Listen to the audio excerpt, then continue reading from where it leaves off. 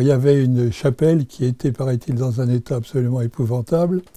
Et donc l'évêque va nommer en 1851 un nouveau curé qui est l'abbé Foulon et qui, lui, va se lancer dans la construction de cette église. Et donc cette église va être donc d'abord liée à des souscriptions. Alors l'abbé Foulon, qui est un malin, va lancer des lithographies dédicacées à tous ceux qui verseront de l'argent. Et donc à ce moment-là, il reçoit un certain nombre de sommes assez conséquentes. Et puis ensuite, il va demander aux gens de travailler eux-mêmes sur le chantier, en offrant en particulier du bois pour la charpente. Et il commence le chantier en 1851. Et le chantier va durer jusqu'en 1854-55.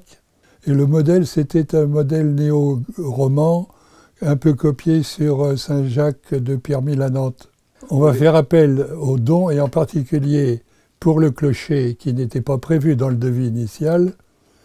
Et on va faire appel à Urvois de Saint-Bedan, qui est un mécène, un aristocrate de la paroisse de Casson, qui lui va avancer 4000 francs pour le clocher, qui est un clocher en bois.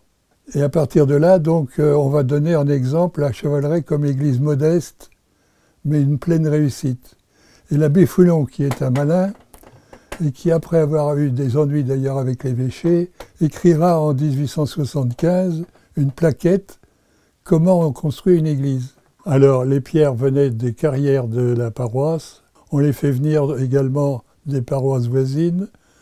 Le bois pour la charpente, je vous dis, c'est des chênes qu'on abat sur la commune, sur la paroisse. Et donc, les habitants de la paroisse viennent travailler.